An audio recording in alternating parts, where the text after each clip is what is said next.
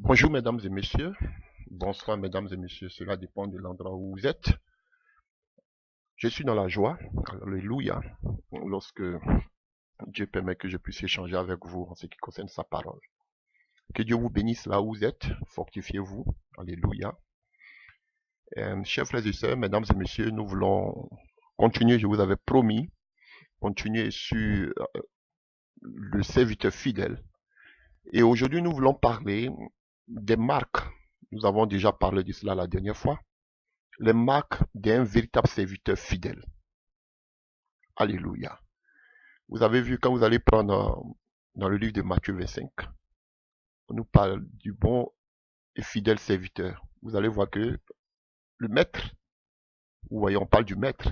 Donc, le serviteur, il est ici un esclave. Il a confié des biens et on fait allusion à l'argent. Vous voyez, comme je vous disais la dernière fois, partout où on parle de fidèle serviteur, c'est par rapport aux biens qu'il doit gérer. Alléluia. Et cela est évocateur. Parce qu'à chacun de vous, Dieu a confié des biens. Les pasteurs, les révérends, les docteurs, tous ceux que vous voyez aujourd'hui ne veulent pas vous dire cette vérité. Parce qu'ils ont peur que vous videz les bâtiments. Mais frère, Dieu vous a confié des biens. Le problème, c'est de savoir, ce n'est pas de savoir combien de biens Dieu t'a donné, mais c'est de savoir quel bien il t'a donné. Alléluia. On a vu qu'à d'autres, il avait donné. Il n'a pas donné la même quantité, comme nous dit aussi le livre de Luc. Il n'a pas donné la même quantité à chacun d'entre eux.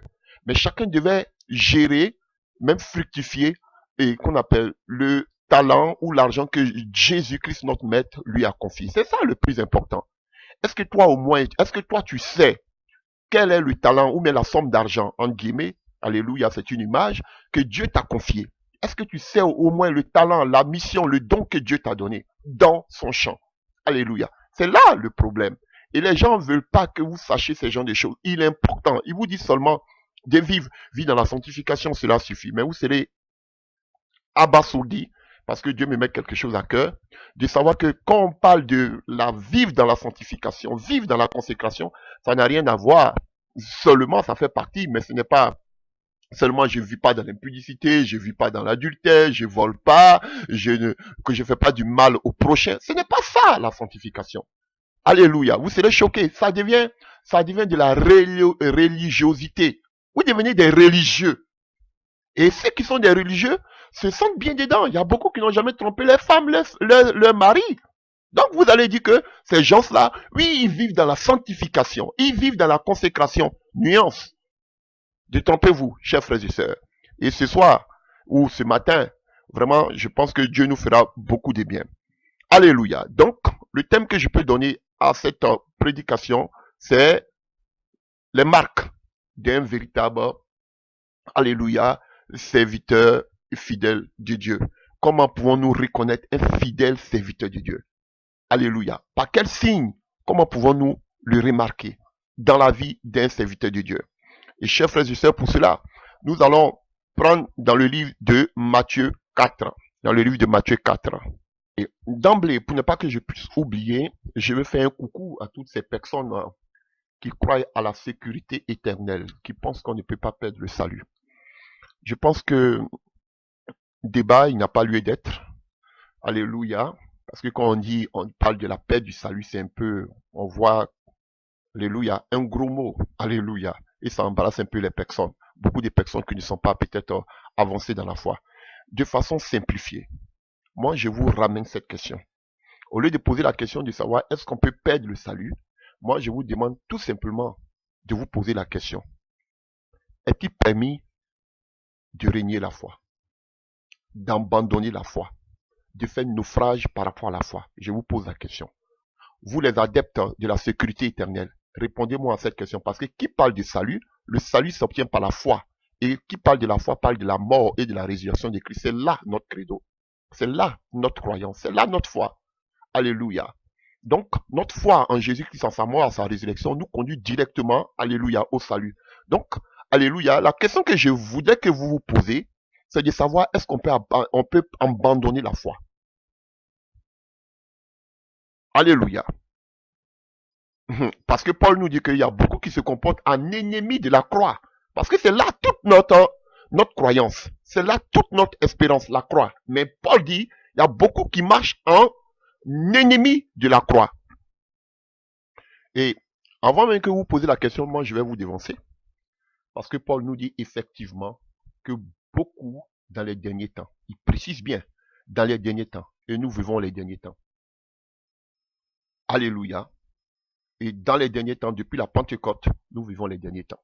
Chers frères et sœurs, et il le dit dans le livre de 1 Timothée 4, à partir du verset 1 à 3, que dans les derniers temps, à cause de la séduction, parce que nous serons, alléluia, combattus par des esprits séducteurs et par des doctrines des démons, chers frères et sœurs, tels que le voyage astral, tels que la prospérité, beaucoup abandonneront la foi. Est-ce que cela est faux? Regardez aujourd'hui, chers frères et sœurs, regardez la doctrine de la prospérité. Comment beaucoup aujourd'hui sont pris par cette doctrine diabolique de la prospérité. Alléluia. Des esprits séducteurs, des doctrines des démons. Et nous allons parler des marques. Alléluia, d'un véritable et fidèle serviteur de Dieu. Voilà. Voici des doctrines qui égarent l'église de Dieu aujourd'hui. Est-ce que c'est faux? Non. Et il précise dans les derniers temps. Nous vivons dans les derniers temps. Alléluia. Il parle de certains frères qui ont fait naufrage par rapport à la foi. Dans le livre de 1 Timothée 1 à partir du verset 19. Et que lorsqu'il va parler à Paul, à Timothée, dans le livre de 1 Timothée 5 verset, il dit que quelqu'un qui ne prend pas soin des siens, des gens de sa famille, il a renié la foi. Alléluia. Mais ici, dans les derniers temps, ce qui concerne l'église, il parle d'une séduction globale qui va s'abattre sur l'église. Et beaucoup vont abandonner la foi. Regardez aujourd'hui. Regardez le message de tous ces soi-disant prédicateurs. Tout est basé vers le matériel, vers les choses de ce monde. Mais beaucoup d'entre eux ont abandonné la foi. Beaucoup d'entre eux ont renié Christ. Beaucoup d'entre eux, comme lui-même il le dit, qu'on se comporte en ennemi de la foi. Pourquoi? À cause des gains de ce monde. Ils ont pour Dieu le gros ventre. Voilà. Donc, je vous pose la question, peut-on abandonner la foi? Paul nous a déjà répondu oui. Alors, si on peut abandonner la foi, si on peut renier la foi par nos agissements, pourquoi on ne peut pas perdre le salut? C'est erroné, pardon, chers frères et sœurs. Alléluia. J'écoutais un certain monsieur Hashimolo, alléluia, qui faisait polémique tous ces derniers temps sur les réseaux sociaux. Alléluia, celui qui se vante d'avoir toutes sortes de voitures, qui a été invité par Castano, toute sa bande d'Ali Baba et ses 40 voleurs, et y compris Castano, Mamadou Karambiri, et Sanogo et le perroquet de Tunazi. Alléluia. Et il avait fait sortir un livre quand on faisait son... Et puis ils sont en train de blasphémer le tribunal de Christ. Mais vous me faites rire parce que vous pensez que vous allez arriver à ce tribunal-là. Le tribunal de Christ. Et qu'est-ce qu'ils font? Ils vont, pour me présenter la personne, l'orateur, ils doivent mettre une étiquette là, le tribunal de Christ. Bref. Et ces messieurs, pendant qu'ils sont en train de faire ça, le présenter, qu'est-ce qu'on fait? On montre ses œuvres, on montre un de ses livres qu'il a fait sortir. Alléluia. Sur les 33 lois, je ne sais pas si j'ai pas bien, alléluia, mais qu'est-ce que cela voulait dire? Les 33 lois pour activer la richesse dans la vie de quelqu'un. Les 33 lois. Pour être riche, il parle de 33 lois, chers frères et sœurs. Ouvrez les yeux. Pourquoi forcément 33 lois? Hashimolo, qui était invité, qui est en Angleterre, alléluia, qui était invité à la conférence tout dernièrement chez Castano, à Paris. Pourquoi 33 lois, frère? 33 lois, c'est le 33e degré. Vous voyez, quand vous allez prendre la franc-maçonnerie, il y a 33 degrés. Et le plus haut degré dans la franc-maçonnerie, c'est 33. Et bizarrement, coïncidence, alléluia, lui, il parle de 33 lois pour activer la richesse dans votre vie. Frère, ouvrez les yeux. Ces gens-là sont des francs-maçons. Castano et autres. Frère, ils ne se cachent plus. Et aujourd'hui, le message que nous prêchons les dérange. Ils veulent mettre en application. Et comme ils voient que ça a perdu, soit on nous tue, ou bien qu'est-ce qu'ils font? Ou bien, ils sont obligés qu'on appelle d'anticiper. Là, parce qu'ils veulent montrer leur vrai visage. Mais le problème, ils veulent que l'église dorme pour qu'ils puissent montrer leur vrai visage. Mais quand ils voient qu'il y a des oppositions, des personnes qui peuvent dénoncer ce qu'ils font, ça les gêne. Donc du coup, ils sont obligés de revenir dans la normalité, prêcher les messages qui battent sur la parole de Dieu pour vous faire croire qu'ils sont aussi dans la vérité. Sinon, ils ont un agenda caché. Donc, soit ils nous éteignent, soit on meurt pour qu'ils puissent mettre cela en application. Voilà le plan. Et comme ils voient que ça a perdu, du coup, vous allez voir qu'ils vont commencer à montrer leur véritable visage. Malgré qu'on dénonce cette qu'on appelle ce message diabolique qu'on appelle de la prospérité, mais vous allez voir que de plus en plus, ils vont prêcher sur la prospérité. Parce que c'est leur agenda caché. Vous voyez, ils vont prêcher sur qu'on appelle le voyage astral. Voilà. Chers frères et sœurs, ils veulent nous faire avaler ces pilules. Mais il y a encore des personnes, par la grâce de Dieu, qui peuvent se lever haut et fort pour dénoncer ces choses. Alléluia. Donc, ils cherchent des scandales dans la vie de ces personnes, ils essaient de vous discréditer. Alléluia. Pour faire passer les messages. Parce que quoi? Ils dressent des foules. Parce qu'ils ont des langues mielleuses comme l'Antichrist. Des fils de l'Antichrist. Alléluia, chers frères et sœurs.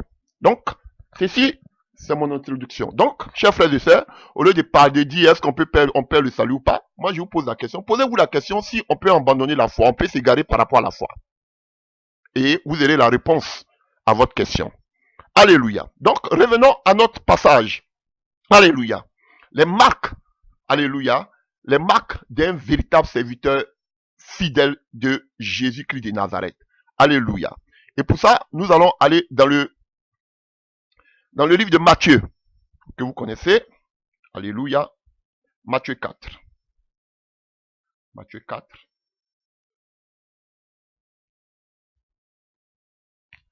À partir du verset 4. Alléluia. Prenons à partir du verset 1. Alors l'Esprit Saint conduisit Jésus dans le désert pour qu'il soit tenté par le diable. Alléluia. Après avoir jeûné pendant 40 jours, ça c'est une mauvaise version, je vous dis, il n'a pas été emmené par le Saint-Esprit dans le désert pour être tenté par le diable. Il était envoyé par le Saint-Esprit pour jeûner et le diable l'a tenté. Voilà. Donc après avoir jeûné pendant 40 jours et 40 nuits, il eut faim. Le tentateur s'approcha de lui et lui dit, si tu es le Fils de Dieu, ordonne que ces pierres s'échangent en pain. Mais Jésus répondit, l'homme n'a pas seulement besoin de pain pour vivre, mais aussi de toute parole de Dieu prononcée. Alléluia. Alors le diable le transporta dans la cité sainte, le plaça sur le haut du temple et lui dit, si tu es le Fils de Dieu, lance-toi dans le vide, car il est écrit, il ordonna des ordres à ses anges à ton sujet et ils te porteront sur les mains pour que ton pied ne heurte contre un caillou. Alléluia. Chers frères et sœurs. Au fait, c'est un passage que vous connaissez. Je ne vais pas continuer. C'est un passage que vous connaissez. Et vous allez voir que par ce passage, vous allez voir que on peut déjà distinguer, frère, les marques d'un vrai serviteur et fidèle de Dieu. Alléluia. La première des choses que vous devez remarquer dans la vie, je peux prendre deux. Alléluia. J'en ai déjà parlé. Alléluia. La première marque que vous pouvez remarquer dans la vie d'un véritable serviteur de Dieu et fidèle serviteur de Dieu, chers frères et sœurs, je peux le dire sur deux volets. Alléluia.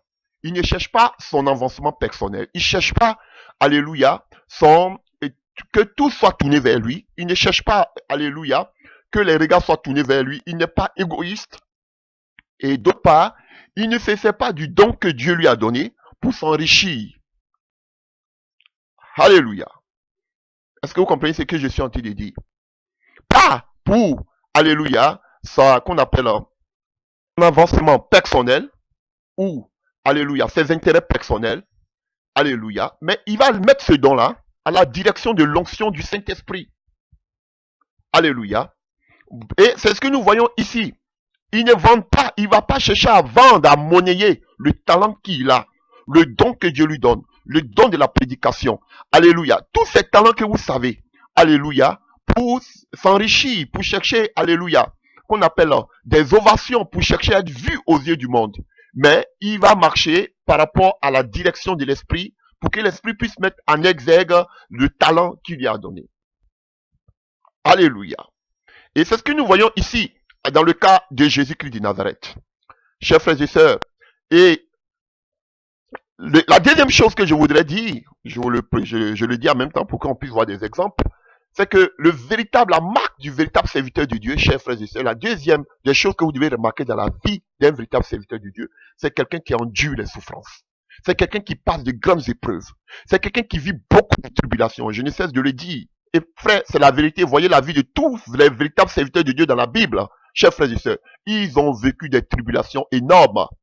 Alléluia. Ils ont vécu une vie de persécution, d'outrage. Alléluia. Jusqu'à la mort. On a le bel exemple. Quand on va parler des apôtres, vous allez dire oui, ils étaient auprès de Jésus. Mais voyez, Hébreu 11, voyez tous les héros de la foi.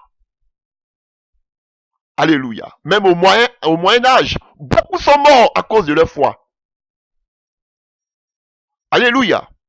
Vous voyez. Et ils ont transformé la parole de Dieu pour dire aujourd'hui que si tu souffres, c'est que tu as un problème. Alléluia. C'est que tu n'es pas dans la volonté de Dieu. C'est que ta mentalité doit changer. Alléluia. Comme si, au temps de la première église et de la première église apostolique et de notre temps de l'église de la Odyssée, aujourd'hui il y a un changement de message. Alléluia. Ou même d'air, je ne sais pas. C'est un nouveau message qu'on doit prêcher. Vous voyez, chers frères et sœurs. Et ici, nous le voyons, les deux choses que je viens de mentionner, nous allons le voir dans la vie de Jésus-Christ. Nous allons voir plusieurs exemples, chers frères et sœurs. Alléluia. Et je vais vous faire comprendre quelque chose en ce qui concerne la consécration et la sanctification. On nous a mal enseigné, chers frères et sœurs.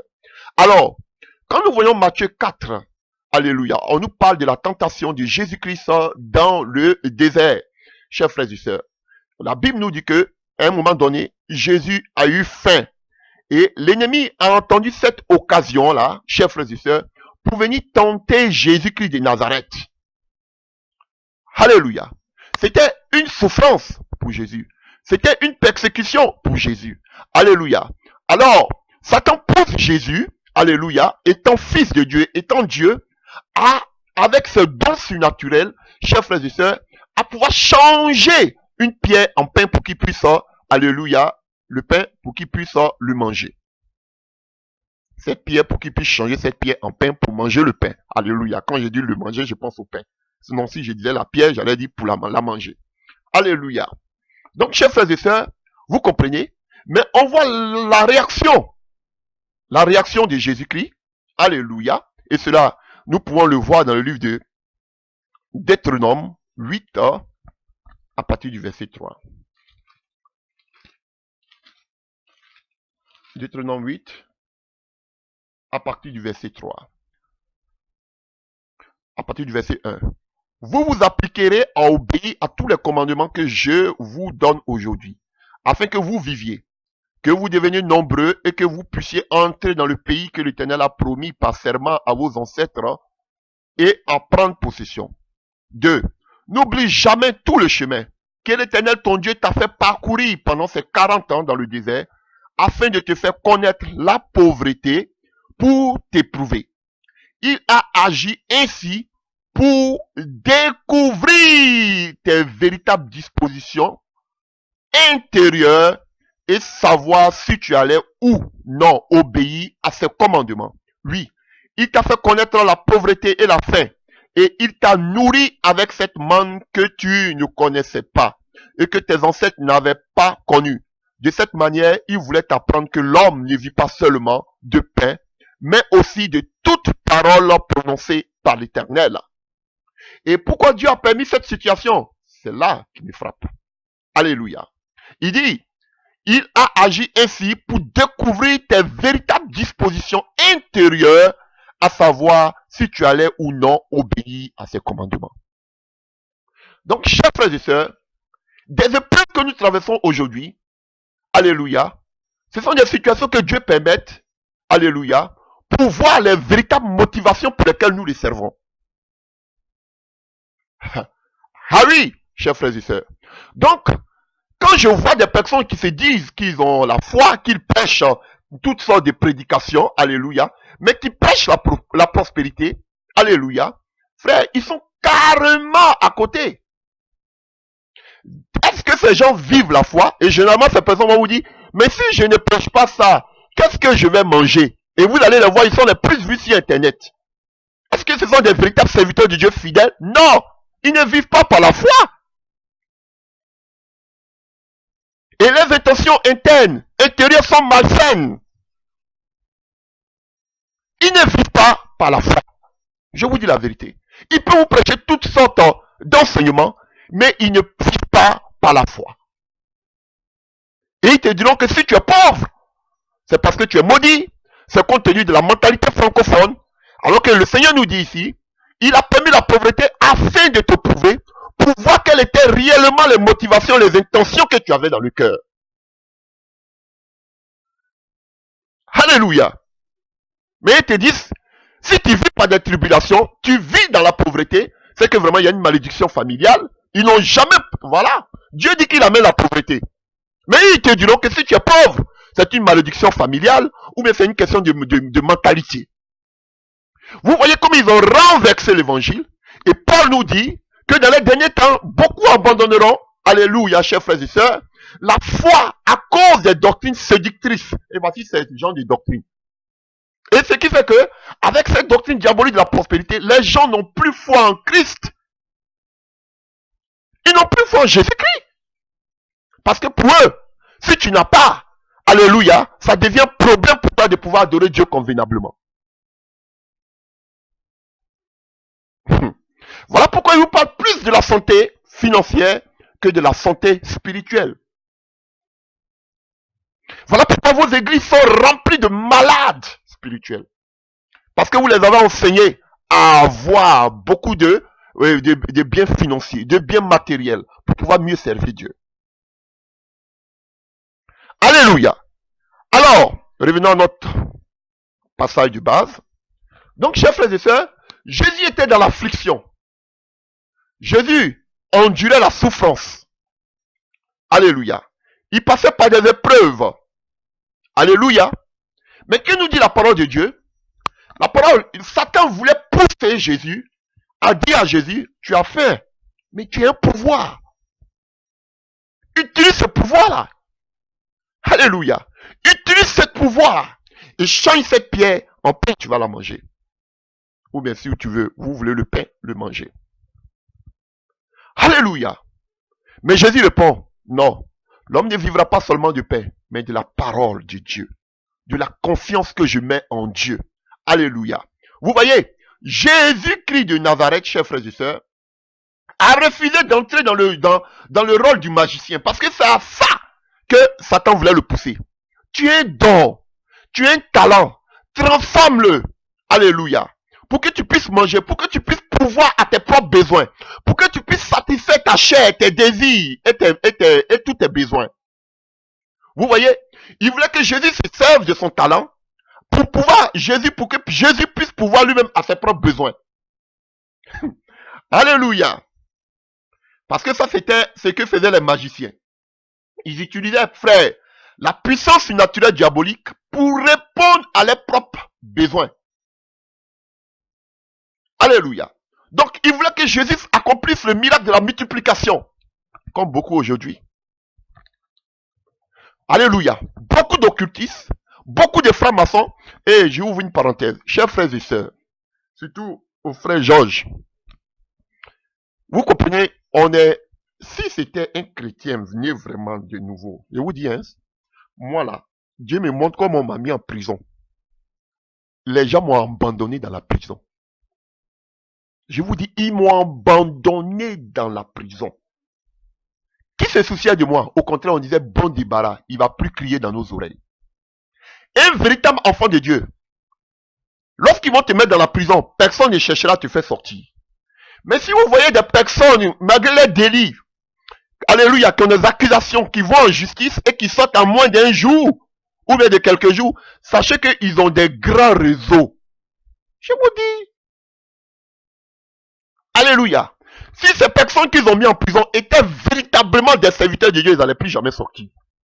Mais s'ils sortent à un temps record, c'est pas parce que c'est Dieu qui les a enlevés là, c'est parce qu'ils ont des réseaux terribles de franc-maçonnerie. Donc, c'est un combat, ne pensez pas que, chers frères et sœurs, que Jésus-Christ va détruire tous les ennemis de l'évangile maintenant, tous ceux qui prêchent le mauvais évangile, Jésus n'a qu'à les détruire sur terre. Non.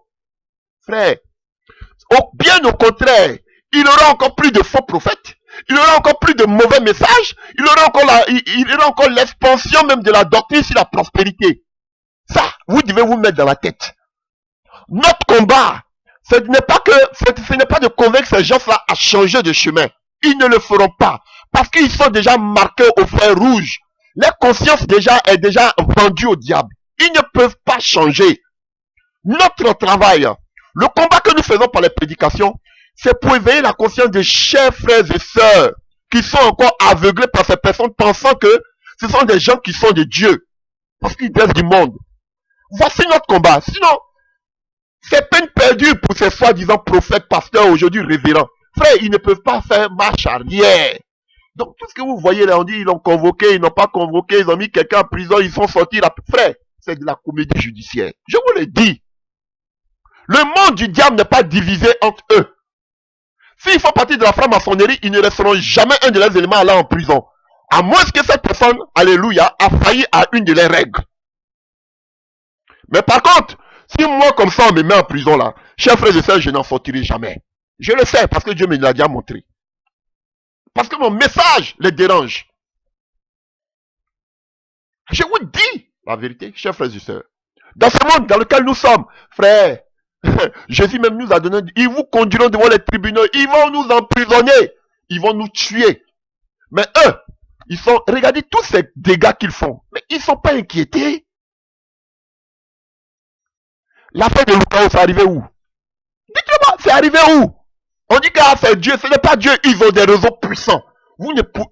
Si dans ce monde-là, je vous dis la vérité, de façon charnelle, nous ne pouvons pas avec tous ceux-là. On ne peut pas. Spirituellement, ils ne peuvent pas nous avoir. De façon physique, dans ce monde, on ne peut pas. Ils sont dans des grands réseaux. Jusqu'à ils arrivent même, jusqu'à même qu'on appelle avec des présidents. Mais on va faire quoi devant ces gens dans ce monde? On ne peut rien. Donc, ne vous fatiguez pas. C'est vrai que vous voulez ouvrir les yeux des gens. Mais ce que je vais vous dire, faites, parlez, essayez d'ouvrir les yeux des frères et sœurs pour dire que frère, attention, il y a danger. Mais ne pensez pas que le feu du ciel va descendre du ciel. Alléluia, comme autant de lits. Alléluia, pour pouvoir consommer tous ces faux prophètes. Frère, non, on a dépassé ça. Jésus leur donne le temps pour eux de mieux s'égarer. Alléluia, jusqu'à la fin. Notre rôle, notre travail que nous faisons, ce n'est pas contre ces faux pasteurs, ces faux prophètes. Non, c'est d'éveiller la conscience. C'est de réveiller, d'avertir le peuple de Dieu. Sinon, eux là, ils vont plus jamais changer. Au contraire, bien au contraire. Ils vont aller de mal en pis. Ça, c'est ma petite parenthèse. Donc, chers frères et sœurs, vous voyez, Jésus-Christ, voici les trois aspects ici. Il y a les deux aspects. Jésus-Christ était dans la souffrance. Alléluia. Et qu'est-ce qu'il dit Satan? Satan lui dit que tu as un pouvoir en toi. Pourquoi lui, il n'a pas parlé d'autre chose? Mais pourquoi Satan lui dit transforme la pierre? Parce qu'il savait que Jésus-Christ avait un pouvoir en lui. Et il voulait que Jésus se serve. Oh, alléluia, c'est puissant. Jésus se serve de son talent, de son don. Alléluia, pour pouvoir pourvoir à ses besoins comme Satan eut l'égoïste. Alléluia. Il lui dit, je te donne tous ces pouvoirs si tu te prosternes devant moi. La gloire du monde. Alléluia. Encore, il lui dit, tu as un pouvoir. Transforme-le pour ton besoin personnel. Voilà pourquoi aujourd'hui, regardez-les. Tout est tourné vers eux. Il veut être acclamé. Il veut être honoré. Il veut être apprécié de tous. Regardez-les. Tout est tourné vers leur gloire personnelle. Regardez-les tous. Alléluia. Donc vous comprenez, chers frères et sœurs. Donc Jésus a enduré tout cela. La souffrance de la faim. Mais, au lieu de transformer cela en son profit, il dit non. Je préfère faire confiance à la parole de Dieu. Je préfère m'abandonner à Dieu. L'homme ne vivra pas de pain, mais de toute parole qui sort de la bouche de Dieu. Alléluia, chers frères et sœurs. Et vous allez voir que lorsqu'il a fini cette épreuve, vous allez voir, prenons Luc. Luc 4. Rapidement, Luc 4. Luc 4. Luc 4. Je suis dans Luc 4. Alléluia. Et on nous dit à partir du verset 13 de Luc 4, lorsque le diable eut achevé de le soumettre à toutes sortes de tentations, il s'éloignait de lui jusqu'à un temps fixé. Donc, tant que nous sommes sur terre, nous aurons de perpétuelles, frères, épreuves. Nous serons tourmentés. Nous serons affligés. Nous serons persécutés. Tous ceux qui vous n'ont vu pieusement en Christ seront persécutés. Frère, voici une des marques d'un véritable serviteur de Dieu. Endurer la souffrance. Chers frères et sœurs. Alléluia. Et vous allez voir ici que quand vous prenez à partir du verset 4 et 14 de Luc 4, on nous dit Jésus rempli de la puissance du Saint-Esprit retourna à Galilée. Et sa réputation se répandit dans toute la région. Alléluia. Il enseigna dans les synagogues et tous faisaient son éloge.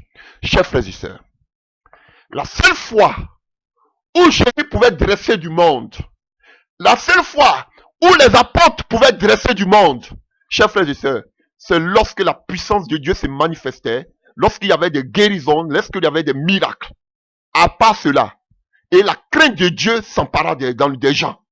Regardez avec des apôtres, avec les apôtres, avec Jésus. Mais regardez ces personnes aujourd'hui qui parlent de prospérité.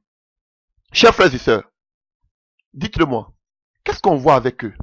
Quelle guérison on voit avec eux? Quelle délivrance on voit avec eux? On ne voit rien. C'est seulement que du bruit, du vent. Donc, chers frères et sœurs, quand Jésus est sorti de cette situation, automatiquement la puissance de Dieu l'a accompagné.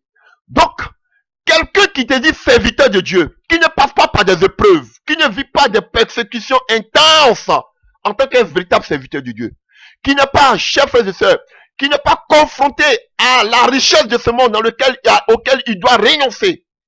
Chers frères et sœurs, vous ne pouvez pas voir la puissance de Dieu se manifester avec lui. Vous ne pouvez pas. Ou ce sont des faux prophètes. Regardez.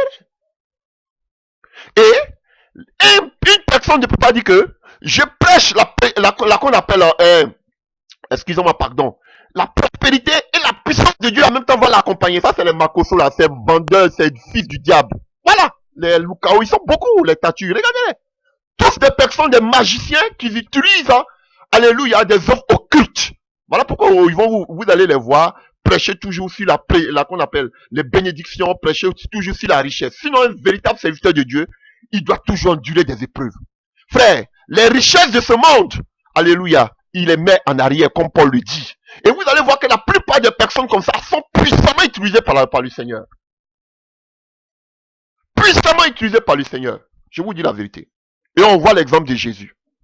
Quand Jésus a traversé cette épreuve où Satan lui dit prosterne-toi, je vais te donner la richesse, où Satan lui dit transforme, il n'est pas tombé dans toutes ces tentations, Satan a vu que Jésus il ne pense pas à lui mais il pense au peuple. Il est venu vraiment libérer le peuple. Alors il n'a pas pu, il s'est retiré. Et la puissance de Dieu s'est démontrée, frère. Voici la réalité biblique. 27, Matthieu 27, à partir du verset 37. Ils avaient fixé au-dessus de la tête de Jésus un écriteau sur lequel était inscrit comme motif de sa condamnation. Celui-ci est Jésus, le roi des Juifs. Deux brigands furent crucifiés en même temps que lui, l'un à sa droite, l'autre à sa gauche. Regardez bien, ceux qui passaient par là, les passants, lançaient des insultes en secouant la tête et criant. Et toi, qui démolis le temple et qui le reconstruis en 3 jours, sauve-toi toi-même si tu es le Fils de Dieu. Descends de la croix. De même, les chefs des prêtres, les prêtres se moquaient de lui. Vous voyez les passants et ils l'insultaient. Ça, ce sont les gens non convertis. Maintenant, les prêtres, les pasteurs, les révérends, qu'est-ce qu'ils faisaient? Ils se moquaient de lui. Et puis, c'est la réalité. Aujourd'hui, vous insultez comme ça en direct, ils vont dire, ah non. Oh. Donc, alléluia, faut faire un peu semblant. Ils se moquent quand ils voient vos chutes. Ils se moquent lorsqu'ils voient que, alléluia, il n'a pas dit qu'il peut. On va voir jusqu'à où il va arriver. Il se moque, alléluia. Et il se moquait de lui avec les spécialistes de la loi et les responsables du peuple en disant, dit qu'il a sauvé les autres et qu'il est incapable de se sauver lui-même. C'est ça le roi d'Israël. Qu'il descend donc de la croix. Alors, nous croirons en lui. Voici le deuxième type de personnes.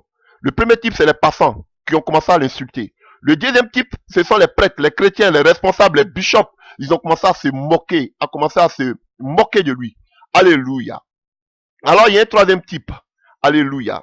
alors nous croirions à lui. Il a mis sa confiance en Dieu. Eh bien, si Dieu trouve un plaisir en lui, qu'il le délivre. Vous avez vu? Jésus a dit l'homme ne vivra pas seulement de pain, mais de toute parole qui sort de Dieu, la bouche de Dieu. Et lui-même, il se confirme. Il a mis sa confiance en Dieu. Alléluia. Donc c'est Dieu à qui il a mis sa confiance, il n'a qu'à venir le délivrer. N'a-t-il pas dit, je suis le fils de Dieu? Voici les chrétiens. Il dit, il est dans la vérité. On va voir jusqu'à où il va arriver. Maintenant, le troisième type, les brigands crucifiés avec lui, l'insultèrent eux aussi de la même manière. Alléluia, chers frères et sœurs. Vous voyez? Et à partir du midi, jusqu'à 3 heures de l'après-midi, le pays entier fut plongé dans l'obscurité. Vers 3 heures, Jésus s'écria d'une faute. Élie, lama sabachthani. Chers frères et sœurs, vous voyez? Même les prêtres, les spécialistes de la loi, ceux-mêmes qui passaient les passants, même les brigands, reconnaissaient quelque chose. Alléluia. C'était des insultes qu'ils lançaient à Jésus-Christ, qui était cloué au poteau de la croix.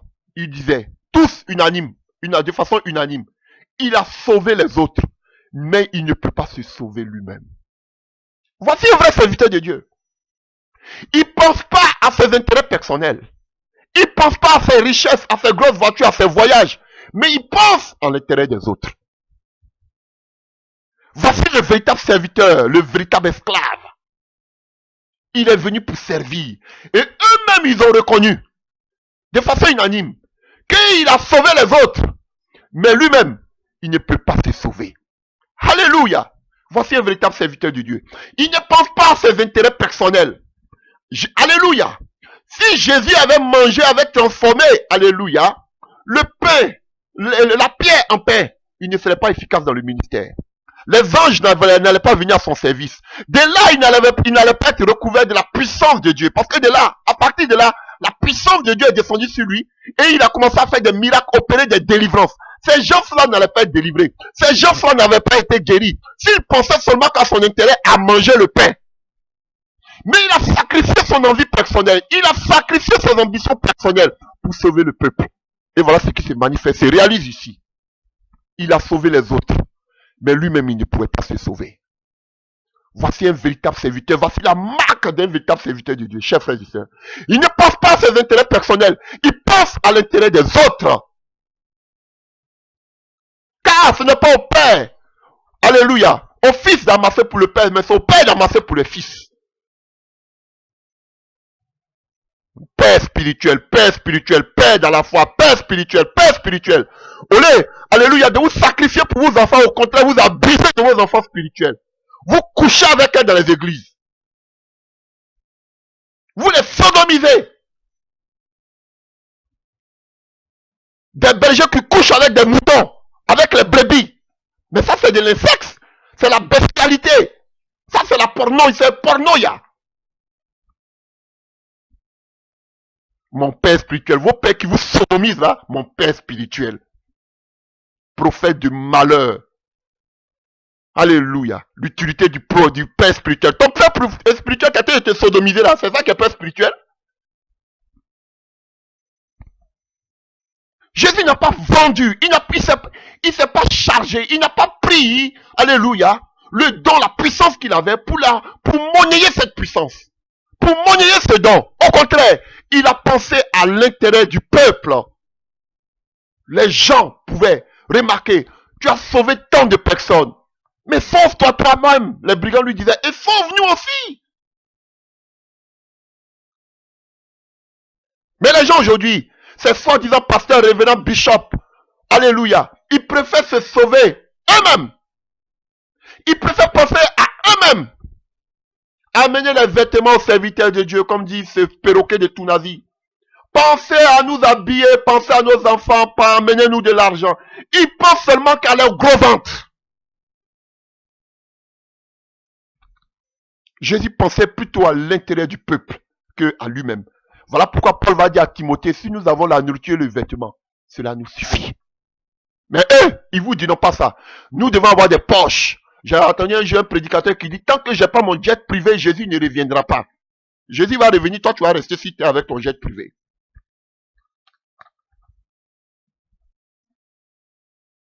Alléluia. Vous avez vu, Jésus a enduré la souffrance au poteau de la croix. Tout le monde s'est moqué de lui. Voici les marques de véritable serviteur de Dieu. Il endure la souffrance. Alléluia. Et même sur la croix, il n'a pas encore imploré la pitié des hommes. Il a crié encore. On s'est moqué, on dit, il faut invoquer maintenant ton Dieu. Où il est? Tu es le fils de Dieu, non? Il a invoqué son Dieu. Eli, Eli, lama sabachthani. Et Dieu a manifesté sa puissance. Il y a eu un tremblement de terre. Le voile s'est déchiré en deux. Pour dire, oui, tu es mon fils, malgré la souffrance que tu endures. Voici la marque d'un véritable serviteur de Dieu. Alléluia. Dieu pouvait répondre au cri de son fils.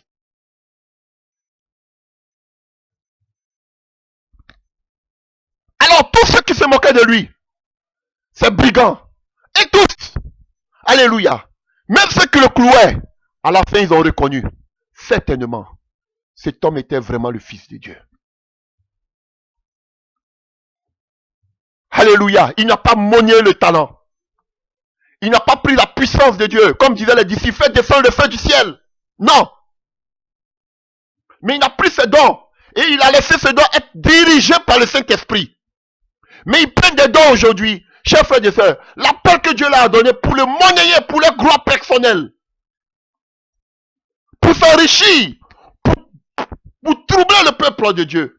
Pour égarer le peuple de Dieu. Ils prennent les noms de révérends, de pasteurs parce qu'ils ont 90 ans. On leur dit que ce sont les vieux, les doyens dans la foi. Et ils égarent le peuple. Avec leur appel, avec leur titre. Ils monnaient ce talent que Dieu leur a donné. Ce ne sont pas des fidèles serviteurs de Dieu. Ce ne sont pas des vrais fidèles serviteurs de Dieu, frère. Alléluia. Et si vous prenez 2 Corinthiens 12 à partir du verset 10, Jésus dit, et Paul dit, c'est pourquoi je me plais dans les faiblesses, dans les outrages, dans les calamités, dans les persécutions, dans les détresses pour Christ. Car quand je suis faible, c'est alors que je suis fort. Car la puissance de Dieu se manifeste dans la faiblesse. Chers frères et sœurs, voici un véritable serviteur de Dieu. Il n'a que faire de la gloire de ce monde, de la puissance financière, matérielle. Ils ne peuvent plus revenir en arrière parce qu'ils ont acquis trop de biens. Alléluia. Et Paul dit, il se préfère dans la souffrance. Pourquoi? Parce que c'est dans la souffrance que Dieu démontre sa puissance. Donc tu ne peux pas dire que, frère, tu n'es pas persécuté comme Paul. Tu n'es pas dans la calamité comme Paul. Tu n'es pas dans la faiblesse comme Paul. Et tu vas dire que Dieu t'utilise, qu'il y a un problème. Ce que Dieu utilise, chers frères et sœurs, c'est des gens qui vivent dans les calamités, des gens comme Paul qui vivent outragés, qui vivent la persécution, des gens qui regardent la gloire de ce monde comme étant la boue. Voici de telles personnes que Dieu utilise. Non, les Makoso là, c'est pas Dieu qui les utilise. Alléluia. Je vous dis la vérité. Allez-y, dis à qui je sois. Les faux Lukao là, c'est pas Dieu qui les utilise. Alléluia. Ou des gens qui mettent leurs photos devant leur temple, mais c'est leur gloire personnelle. C'est leur personnalité. Où est Christ dedans? Et vous allez dire que c'est Dieu qui les utilise, mais vous êtes perdus, aveuglés. La plupart de ceux que Dieu a utilisés puissamment dans ce monde, c'était des gens qui étaient insignifiants, comme les apôtres, les Charles Finet, alléluia, qui ont abandonné le travail d'avocat, alléluia, et qu'on appelle Semou, alléluia, des gens, des négriers, alléluia, des esclaves, que Dieu a utilisés puissamment, alléluia. Je connais un homme, bon, je ne veux pas trop en parler de lui, mais j'ai quelqu'un que je connais personnellement, donc je peux en parler. Des hommes comme Kakou Sévérin, chef, je vous dis la vérité. Des gens sur qui, je vous dis toujours, l'argent n'avait pas de fait. Faut voir la personne. Il peut dormir même à même le sol. Humble. Effacé, cet homme. Il ne vient, quand il vient, il ne va pas venir avec vous comme vous venez avec des fanfares. Il est là, mais on ne sait même pas qu'il est là. Je me souviens qu'un jour, on était en train de faire un dimanche, on priait. Le monsieur Kakou en question, il est venu au milieu de nous. On ne sait même pas, quand on a fini, on a ouvert les yeux, il était derrière nous. Assis. Nous tous, on se regarde comme ça. Le monsieur est là. Il n'a pas fait de tapage. Il est venu prendre un moment de retraite. Il est venu nous rendre visite un dimanche. Il n'a même pas fait de tapage.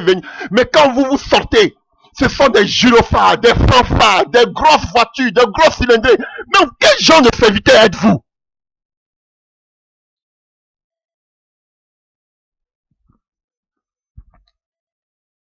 Ils ne peuvent même pas délivrer une mouche.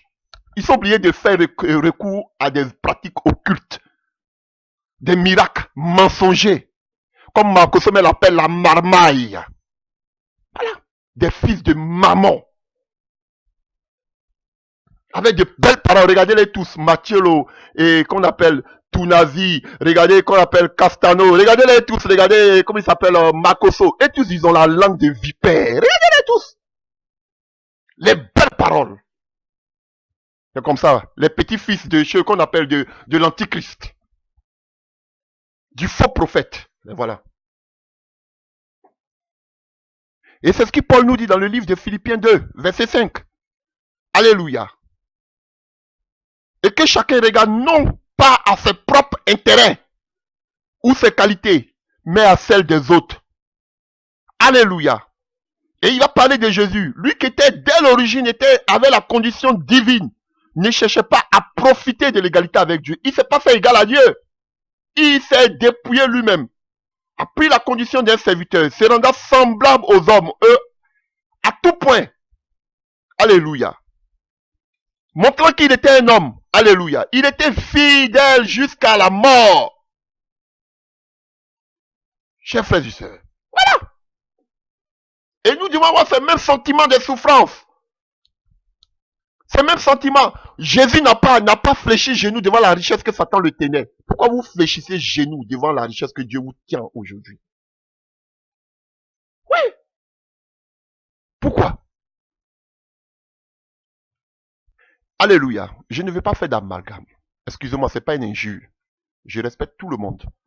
Mais regardez. Je suis de l'Afrique à l'Afrique de l'Ouest. Il y a l'occultisme partout. Mais regardez au niveau de ces serviteurs de Dieu aujourd'hui que vous êtes en train de voir. Tellement que les frères et sœurs de l'Afrique centrale, vous aimez la grandeur et l'élévation. Regardez aujourd'hui. La plupart de ceux qui vont parler de la grandeur, à part les anglophones, viennent plus de l'Afrique centrale. Parce que vous, là, vous aimez la gloire, l'élévation, les grandes choses. Et beaucoup sont égarés dans le message de la prospérité. Parce que vous aimez la gloire, vous aimez l'argent même déjà. Et encore, beaucoup même pour avoir la gloire sont en le vendre mettant les âmes au diable. Il y en a aussi en Côte d'Ivoire, il y en a partout en Afrique de l'Ouest. Mais le plus, regardez tous ceux-là, Afrique centrale. Parce que vous aimez trop la gloire. Et vous voulez prendre cette gloire-là pour mettre ça dans l'évangile, pour dire que oui, ça vient de Christ. Ça ne vient pas de Christ. Vous êtes égarés. Vous devez savoir que Dieu bénit réellement. Parce que, quand on voit dans le livre des Proverbes, Dieu bénit ceux qui sont vraiment fidèles. Alléluia. Donc, chers frères et sœurs, Dieu ne nous a pas appelés à aller là où il y a plus d'or et d'argent, mais nous appeler à aller là où le Saint-Esprit nous conduit. Je répète, Dieu ne nous a pas appelés à aller là où il y a l'argent, où il y a l'or, mais Dieu nous a appelés à aller où le Saint-Esprit nous conduit. Frère, voici une erreur. Frère, Dieu nous dit d'aller partout dans le monde, prêcher la bonne nouvelle. Mais frère, je vous dis, c'est encore plus important de laisser diriger par le Saint-Esprit. Beaucoup vont faire un travail inutile. Ils sont ici, ils sont là, ils sont ici pour montrer que oui, ils se baladent dans le monde entier. Parce que vous n'écoutez pas la voix de l'Esprit. Chers frères et sœurs, Dieu a donné un message à Jonas, il dit va à Ninive. Dieu a donné un message à Jérémie, Dieu a donné un message à Daniel. Frère, tu ne peux pas te balader comme ça. Dieu doit te donner un lieu où tu dois partir faire son œuvre. Oui, on a une œuvre ici, on a des frères ici, on a des frères ici pour montrer quoi? Que vous êtes efficace. Vous pouvez travailler beaucoup, mais dans le résultat est zéro. Pourquoi? Parce que vous n'avez pas fait ce que le Seigneur vous a mis à cœur de faire. Alléluia. Vous êtes beau balader, bravo, ce sont des balades.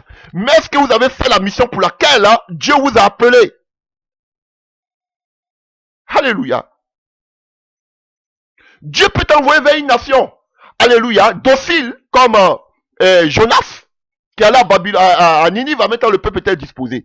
Mais il peut t'envoyer aussi comme Jérémie, vers qui Dieu a envoyé Jérémie vers un peuple qui était hostile, pour qu'il ait prophétisé. Frère, c'est important de se laisser diriger. Vous prenez les dons de Dieu pour vos propres intérêts, pour vos propres ambitions. Montrez que oui, on est là, Alléluia. Parce qu'on dit on va plus aux États-Unis, on va plus au Canada, ils vont porter tricot de Martinique. Oui, ils font allusion qu'on va peut-être aller en Amérique latine. Oui, on a des gens là-bas on a déjà des gens en Colombie. Mais c'est quoi tout ça? Pour montrer quoi? Vous nous avez déjà dévancé sur le terrain. Je peux aller vous trouver même sur le même terrain, mais Dieu peut faire une œuvre différente de ce que vous avez fait. Quelle est cette concurrence encharnée? Pour montrer quoi aux yeux du monde? Tout ça pour des ambitions personnelles. Vous vendez, vous êtes tenté de vendre le talent que Dieu vous a donné pour vos ambitions personnelles. Chers frères et sœurs, je sais que je peux dire, souvent quand je dis que je vais partir dans le monde, c'est moi-même je le dis. Sinon Dieu m'a donné un seul pays. Et quand moi-même je m'assois en tant qu'homme, alléluia, je vous dis de façon humaine, mais moi-même je tremble. Parce que quand je vois ce pays, je dis, ah Seigneur, si c'est pas toi là, je vais pas là-bas. Mais je vais répondre au Saint-Esprit. Vous monnayez les talents que Dieu vous a donnés pour vos intérêts personnels. Ce n'est pas bon. Dieu qui t'appelait là, il va te dire, je t'amène dans tel lieu, ou même je te donne tel pays. Alléluia. Paul, il a parlé clairement à Paul, je t'amène vers les païens. Ça, c'est clair. Ou je t'amène vers les prisonniers. Je t'amène vers les démunis. Je t'amène vers les SDF. Je t'amène vers qu'on appelle les enfants, qu'on appelle. Tu dois avoir un message, mais tu es éparpillé partout. Il y a un problème. Frère, c'est pas quand tu vas faire le tour du monde qu'on va dire que tu es vraiment un véritable serviteur de Dieu. Non. Dieu te donne un pays. Dieu te donne une nation. Dieu te donne une mission. Un lieu où tu dois partir. Et là, tu dois mieux faire le travail. Voilà. Répondez. Laissez-vous diriger par le Saint-Esprit, frère. Attendez. Je prends un passage. On nous a mal enseigné sur la sanctification. Prenons Matthieu 7. À partir du verset 21. On va revenir sur le message. Je fais une grande parenthèse. Pour entrer dans le royaume des cieux, il ne suffit pas de me dire Seigneur, Seigneur, mais il faut accomplir la volonté de mon Père céleste. Au jour du jugement, nombreux sont ceux qui me diront Seigneur, Seigneur, nous avons prophétisé. Ça veut dire que nous avons parlé de ta part. Nous avons parlé en ton nom. Ah, vous voyez, c'est pas prophétie, c'est vrai. Toute parole qui sort de la bouche de Dieu est une prophétie. Mais nous avons parlé en ton nom. C'est ce que ça veut dire littéralement ici. Alléluia. Nous avons chassé les démons. Nous avons fait beaucoup de miracles en ton nom. Je l'ai déclaré. Alors je ne vous ai jamais connu. Allez-vous-en, vous qui pratiquez le mal. Alléluia. Ou éloignez-vous de moi. Alléluia. Vous voyez ici, la première mention que nous avons ici, pour entrer dans le royaume des cieux, il ne suffit pas de dire Seigneur, Seigneur, mais il faut accomplir la volonté du Père céleste. Quelle est la volonté du Père céleste? Les gens vont dire c'est de mettre en pratique la parole de Dieu. C'est bien. Mais ce passage va bien au-delà. On nous a mal enseigné. Ce passage-là, il va au-delà. Alléluia. Prenons Marc 3 à partir du verset. Alléluia, à partir du verset 35. Marc 3 à partir du verset 35. Les parents de Jésus ont dit, voici, ta mère et tes frères sont dehors, ils veulent te croiser. Alléluia, vous connaissez. Et Jésus qui répondit, voici ma mère et mes frères, car celui qui fait la volonté de Dieu, c'est celui-là qui est mon frère et une sœur ou une mère. Chers frères et sœurs. Alléluia. Donc, celui qui fait la volonté de Dieu, il dit seul celui qui fait la volonté de Dieu, c'est pas celui qui va dire Seigneur, Seigneur, mais c'est celui qui fait la volonté de Dieu. Qu'est-ce que veut dire littéralement ici faire la volonté de Dieu? Alléluia. C'est celui qui obéit à la volonté de Dieu. Celui qui s'engage avec foi à la suite de Jésus en devenant son disciple et en faisant l'œuvre à laquelle il appelle. Voici la volonté de Dieu. Et Jésus dit ici, pour ne pas, parce que vous n'avez pas fait la volonté de Dieu, vous ne pouvez pas entrer dans le royaume de Dieu. Parce que vous n'avez pas répondu à l'appel, à la mission à laquelle il vous appelle, vous n'allez pas entrer dans le royaume des cieux. Alléluia. Il ne suffit pas de dire je vis dans la sanctification, je triche pas, je vole pas comme le jeune riche. Chers frères et sœurs, mais c'est de répondre aussi à la mission, à la vision de Dieu pour ta vie. Je vous dis frère, beaucoup vont rater le ciel parce que tout simplement, ils n'ont pas obéi à la mission, à la vision de Dieu pour leur vie. Ça n'a rien à voir avec que je vis pas dans l'impudicité, je vis pas dans l'adultère. Ça, c'est les détails. C'est bon. Alléluia. La désobéissance à Dieu est comme la sorcellerie, est comme la divination. Vaut mieux obéir à Dieu qu'à l'homme, frère. Et ces pasteurs-là ne veulent pas vous dire ça, chers frères et sœurs. Prenons Jean 6. Jean 6 à partir du verset 26. Maître, quand es-tu venu ici? Jésus lui a répondu, vraiment, je vous l'assure, si vous me cherchez, ce n'est pas parce que vous avez compris le sens de mes signes miraculeux. Non, c'est parce que vous avez mangé du pain et que vous avez été rassasiés. Et qu'est-ce qu'il a dit Jésus à partir du verset 27 de Jean 6? Travaillez non pour la nourriture périssable, mais pour celle qui dure pour la vie éternelle. Cette nourriture, c'est le Fils de l'homme qui vous la donnera. Car Dieu le Père lui en a accordé le pouvoir en le marquant de son sceau. Et que devons-nous faire? Alors les disciples lui demandent, et que devons-nous faire pour accomplir les œuvres que Dieu attend de nous? Lui demandait-il encore, l'œuvre de Dieu, leur répondit Jésus, c'est que vous croyez en celui qu'il a envoyé. Si quoi il lui dit, quel signe miraculeux feras-tu voir pour que nous puissions croire en toi? Alléluia. Voilà. Donc, qu'est-ce que je voulais dire ici?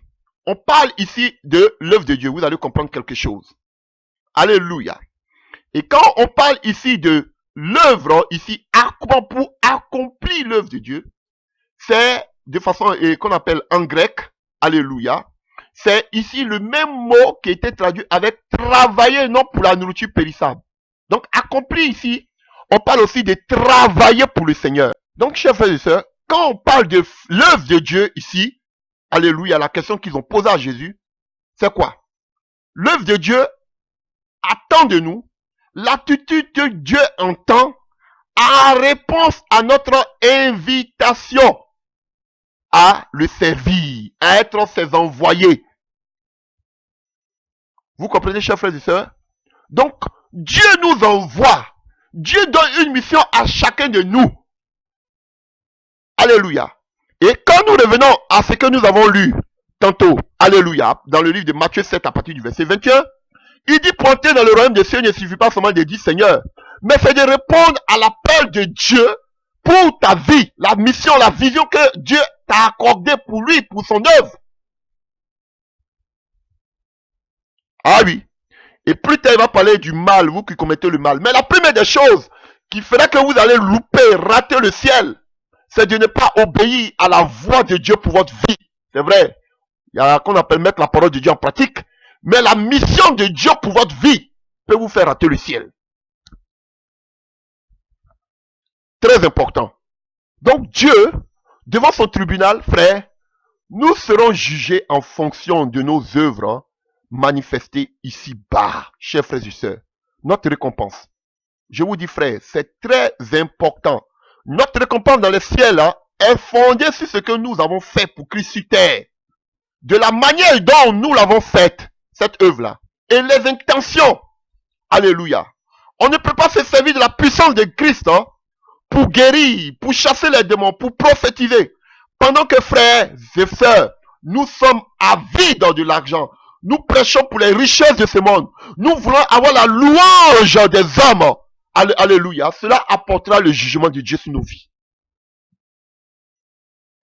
Alléluia. Si les gens te disent que ça ne vaut pas la peine que tu cherches à servir le Seigneur, ça ne sert pas à la peine, ça ne sert à rien de savoir à quoi Dieu t'appelle, ça ne sert à rien. Toi seulement vis dans la sanctification, reste dans l'église, c'est la sorcellerie. Le fait que tu vives dans l'ignorance, le fait que tu ne marches pas dans la vision dont Dieu, dans laquelle Dieu t'appelle, peut t'amener à l'enfer. Je te dis ouais fort. La désobéissance à Dieu est comme la sorcellerie, frère. Alléluia. Et pour finir, avant de parler des exemples, je voudrais dire quelque chose aussi en ce qui concerne la souffrance, que les gens interprètent très mal. Dans le livre de Matthieu 25, alléluia.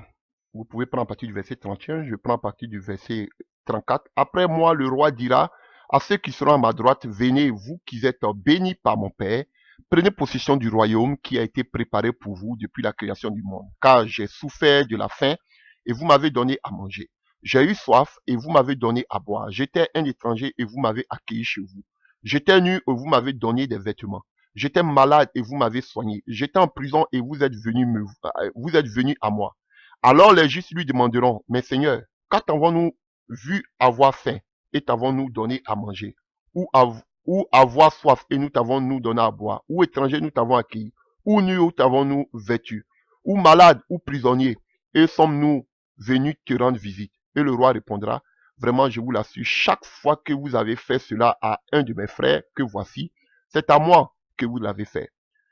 Après, il dit, puis il se retourna vers ceux qui seront à sa gauche. Retirez-vous loin de moi, vous que Dieu a maudit, et allez dans le feu éternel préparé pour le diable et pour ses anges, car j'ai souffert de la faim, et vous ne m'avez point donné à manger, j'ai eu soif, et vous ne m'avez rien donné à boire, j'étais un étranger, vous m'avez point accueilli chez vous, j'étais nu, et vous m'avez point donné de vêtements, j'étais malade et en prison, et vous ne m'avez point, vous n'avez pris, vous n'avez pas pris soin de moi. Alléluia. Et en ce qui concerne ce passage, qui est vraiment mal interprété, Jésus nous parle de la faim, de la soif, de l'accueil et de l'emprisonnement. Chers frères et sœurs, alléluia. Et quand vous prenez le livre de, alléluia, toujours dans le livre de Matthieu 10, alléluia, à partir du verset 16, on nous parle des difficultés de la mission. Alléluia. Jésus ne fait pas allusion ni aux Israélites, il ne fait pas allusion aux démunis. C'est une erreur. Ce passage parle plutôt de ces véritables serviteurs de Dieu qui auront des difficultés dans la mission. Il dit, si vous avez fait, ils ont demandé, les justes ont demandé à Jésus, mais quand tu as eu faim et puis on s'est occupé de toi, il dit, quand vous allez faire ça à un de mes frères que voici, il faisait allusion aux disciples et à tous les disciples que nous sommes. Alléluia. Donc, chers frères et sœurs, il parlait de la difficulté que les enfants de Dieu, les véritables serviteurs de Dieu, allaient, alléluia, allaient, qu'on appelle, vivre dans la mission, des difficultés de la mission. Et il dit, dans la difficulté de la mission, nous allons avoir faim, nous allons avoir soif, alléluia, beaucoup ne vont pas chercher à nous accueillir, et nous serons aussi emprisonnés. Il ne fait pas allusion aux personnes qui sont démunies, à qui nous devons, alléluia, porter secours. C'est pas ce qu'il dit, ni aux Israélites, mais il parle de ces véritables serviteurs de Dieu, des difficultés de la mission. Alléluia. Et quand on prend Matthieu 10, à partir du verset 16, voici, je vous envoie comme des brebis. Alléluia. Au milieu des loups, soyez prudents comme des serpents. Alléluia. Innocents comme des colombes, soyez sur vos gardes, car on vous traduira devant les tribunaux.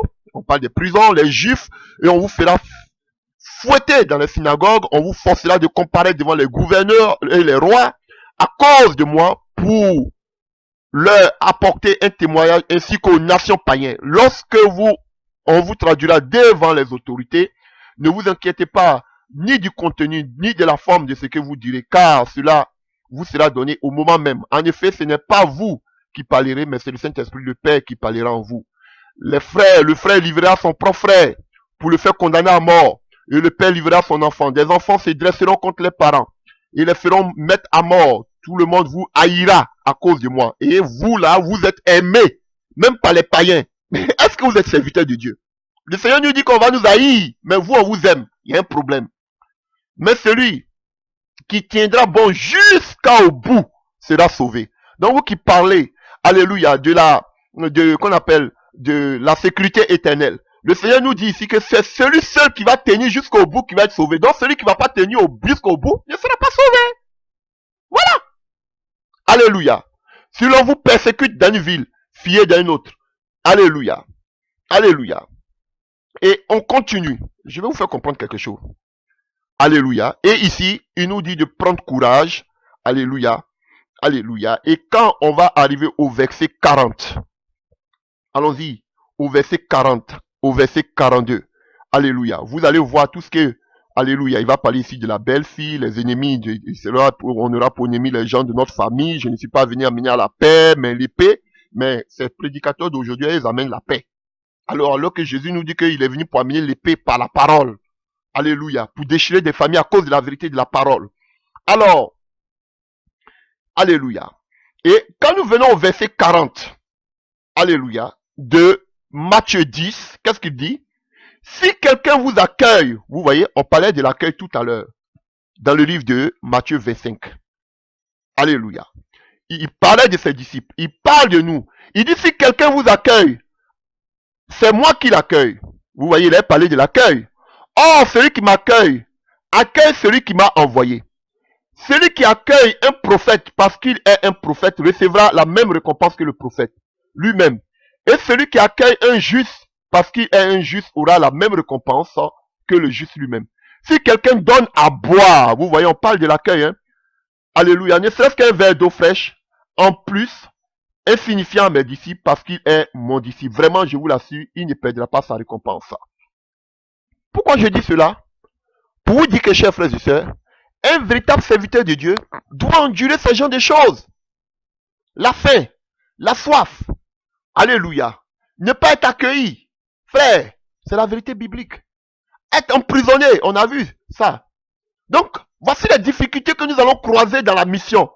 Mais eux, ils ne font pas ces missions. Ils ne vous disent rien. Non, eux, vous devez prospérer. Alléluia. Et je vais vous donner des exemples. On va voir dans la Bible. Des personnes, tout ce que j'ai dit, par rapport à monnayer le talent, à vendre le talent, à supporter les persécutions. Alléluia. À fuir l'amour de la gloire de ce monde. On a tellement d'exemples. Alléluia. Et le premier exemple, alléluia, que je peux prendre, alléluia, c'est déjà quelque chose que vous connaissez, c'est Élie.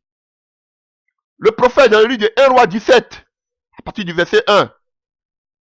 Alléluia. On voit qu'Élie sort et il dit à sa parole, il n'aura pas, alléluia, ces années, ni rosée, ni pluie, sinon à sa parole. Et qu'est-ce qu'on voit? On voit que comme Jésus, la même prophétie, la même parole qui sort de la bouche d'Élie, s'accomplit sur Élie. C'est vrai? On voit que, alléluia, Dieu lui le met, alléluia, alléluia, près d'un ruisseau. Et il pourvoit à ses besoins. En eau. On voit que Dieu envoie des corbeaux pour lui apporter fidèlement le pain et la viande chaque matin et chaque soir. Alléluia. Il était bien garni, contrairement à ceux qui vivaient, alléluia, dans la sécheresse. Alors, mais que nous dit la parole de Dieu? Cependant, le ruisseau a séché. Et Élie est devenu quoi? Victime de sa propre prophétie. Alléluia. Donc, les corbeaux continuaient toujours d'amener du pain et de la viande. Alléluia. Mais ils n'avaient plus rien à boire. Vous voyez? Et le Seigneur Jésus-Christ avait dit que vous allez avoir soif. Élie avait soif. Il avait faim dans la sécheresse. Et plus tard, on verra qu'aussi, Élie avait faim. Alléluia. Et vous voyez, chers frères et sœurs, il avait soif, comme le Seigneur avait dit. À cause de lui, on devait avoir soif. Alléluia. Donc, il était victime lui-même de sa propre prophétie. La soif l'a pris. Alléluia. Et qu'est-ce qui va se passer? Qu'est-ce que doit faire Élie? Élie a le manteau. Alléluia. Que pouvait faire Élie? Chers frères et sœurs, Élie avait le pouvoir. Alléluia. Élie qui a arrêté la pluie, il pouvait prier avec le don qu'il avait. Pour que quoi? Pour que la pluie puisse tomber. Alléluia. Élie avait un don. Il pouvait dire, Seigneur, peut-être la pluie ne va pas tomber sur tout le territoire, mais que la pluie tombe seulement dans le ruisseau, pour que moi je puisse boire. Non. Mais il avait dit, à la parole qui sort de ma bouche, il a respecté cette parole qui sortait de sa bouche parce que c'était la parole de l'Éternel. Comme Jésus l'avait dit. Alléluia. Tu ne vas pas seulement te nourrir du pain, mais de toute parole qui sort de la bouche de Dieu. Et Élie se nourrissait de la parole qui sortait de la bouche de Dieu. La parole de Dieu avait parlé. La bouche d'Élie avait parlé de la part de Dieu. Élie ne pouvait pas aller outre cette parole. Il avait le pouvoir, mais il ne pouvait pas aller outre contre cette parole. Il avait le don, mais il n'a pas pensé à son intérêt personnel. Il a mangé du pain et de la viande sans eau. Alléluia. Chers frères et sœurs, Alléluia. Mais quand nous prenons 1 roi 17, à partir du verset 8 à 9, que nous dit la parole? Alors, la parole de l'Éternel, alors, à la suite de cela, la parole dont il est resté pendant un certain temps, près du ruisseau, il mourait de soif, le grand Élie. Il pouvait dire, Dieu intervient, fait le miracle de l'eau. Non, mais il a eu confiance en Christ et à sa parole. Et rien ne fait à côté du ruisseau, il n'y avait plus de l'eau à boire. Il mangeait du pain que le corbeau amenait et la viande, mais il n'y avait pas l'eau. Pourquoi il n'a pas fait le miracle? Pourquoi il n'a pas monnayé le talent? Parce qu'il n'était pas égoïste. Alléluia. Alors, que dit la parole dans le livre de 1 roi 17 à partir du verset 8 à 9? Mais, on dit quoi? Alors la parole de l'Éternel lui fit adresser en ce mot. Lève-toi, va à Sarepta qui appartient à Sidon, et demeure là. Voici, j'ai ordonné à une femme veuve de te nourrir. Moi, je ne sais pas à quel moment Dieu a parlé à la femme veuve, mais Dieu avait déjà ordonné à la femme veuve de nourrir Élie. Alléluia. Élie avait faim aussi. Vous avez vu, comme Jésus avait parlé de la faim. Il avait faim. Mais comme il était fidèle, Dieu pourvoit toujours aux besoins de ses serviteurs fidèles. Alléluia. Et si Élie était égoïste, qui pensait à son intérêt personnel, Dieu allait faire descendre l'eau. Le corbeau allait continuer de lui donner à manger le pain et qu'on appelle la viande. Mes chers frères et sœurs, cette pauvre femme, alléluia, de Sarepta, allait mourir de faim. Vous comprenez, chers frères et sœurs? Quand on est égoïste, on pense seulement à nos intérêts. Chers frères et sœurs, on ne peut pas être productif. Dieu ne peut pas opérer le miracle. Voilà. Vous allez voir, chaque fois qu'il y avait l'obéissance, il y avait un miracle qui se produisait juste après. Alléluia. Et c'est comme ça, j'ai l'habitude de dire ça à ma femme. Quand je vis des moments difficiles, je lui dis toujours, chérie, si je traverse cette épreuve, ce qui arrive devant est glorieux. C'était toujours comme ça dans ma vie. Je lui dis, si je tiens face aux tentations, aux épreuves, si je traverse cette épreuve-là, devant dans mon obéissance, juste après l'obéissance, vient quelque chose de merveilleux. Et c'était toujours comme ça ma vie. Et c'est le même exemple que nous voyons ici avec Élie. Dès qu'Élie a accepté d'être obéissant à Dieu, à sa parole, chers frères et sœurs, qu'est-ce qui se produit? Le miracle se produit automatiquement dans la vie de la femme. Si Élie était égoïste, il pensait à lui seulement pour que l'on puisse descendre dans le ruisseau, pour que lui puisse boire. Frère, cette femme-là allait mourir de faim. Et l'histoire d'Élie allait s'arrêter là. Chers frères et sœurs, il n'allait pas avoir le miracle, il n'allait pas avoir le feu qui descend du ciel. Il n'allait pas, la pluie aussi n'allait pas tomber pendant après 3 ans. Après 3 ans et demi, la pluie n'allait pas aussi tomber. Chers frères et sœurs, vous voyez?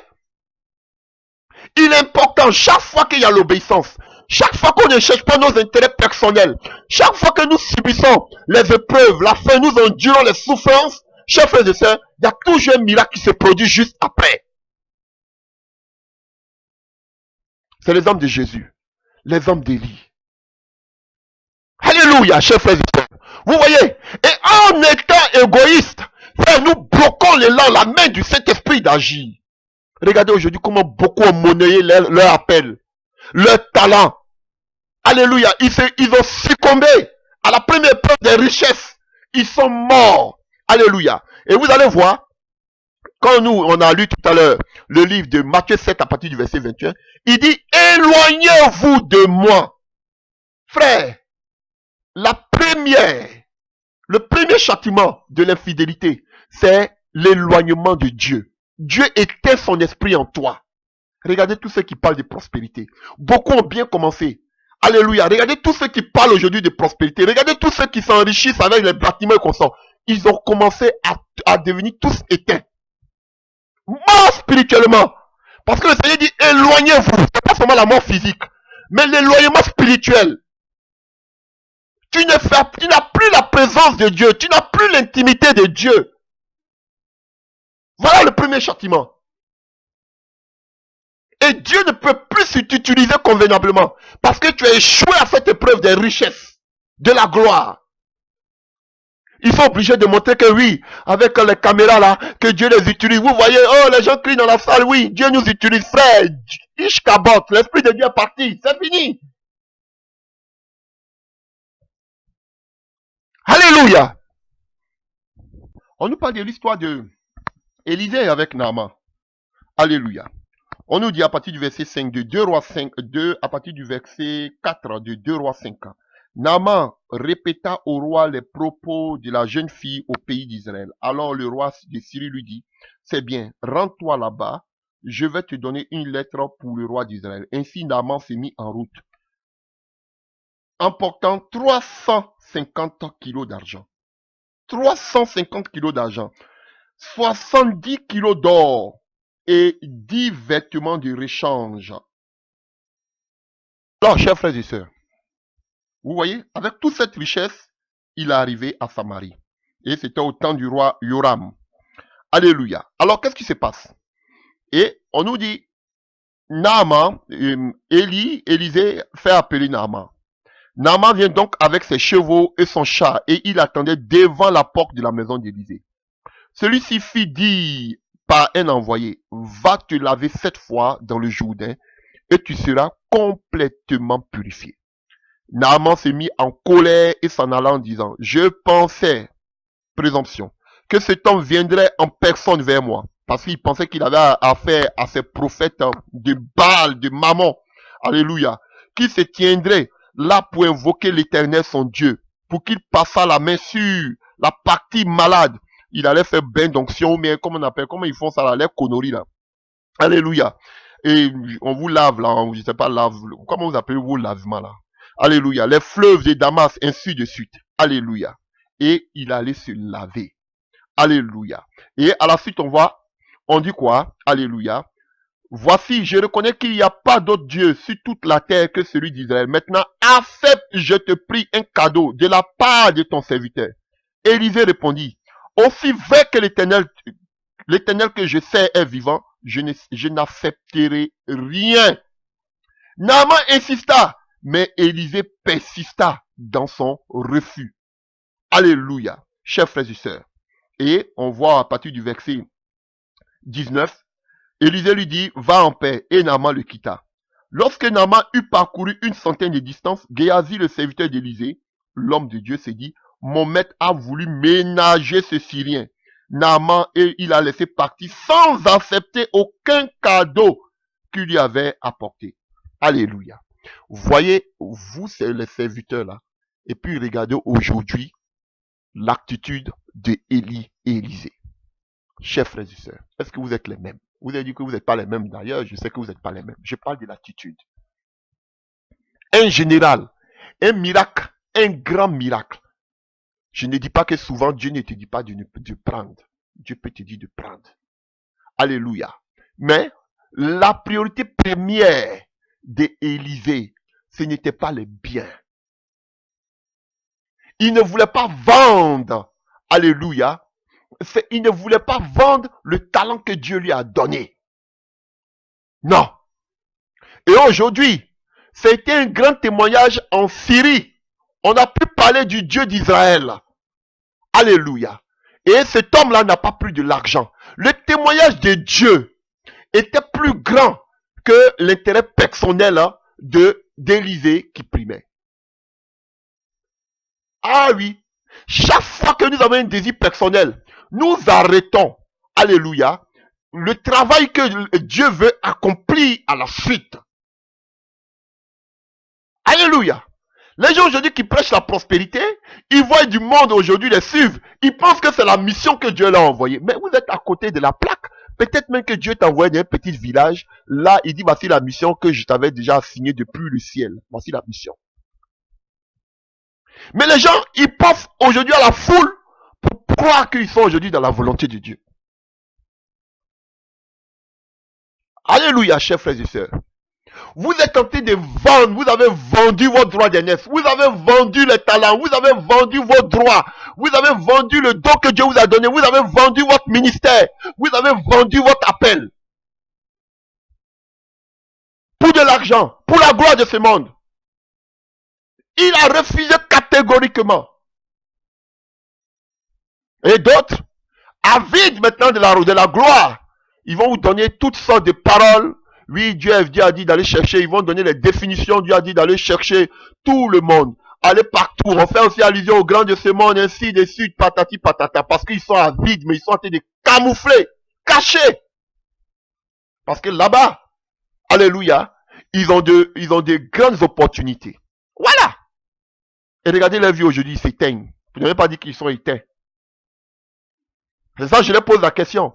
Si vous partez chez ces gens-là qui vous donnent de l'argent pour aller vous occuper des orphelins, vous allez prendre?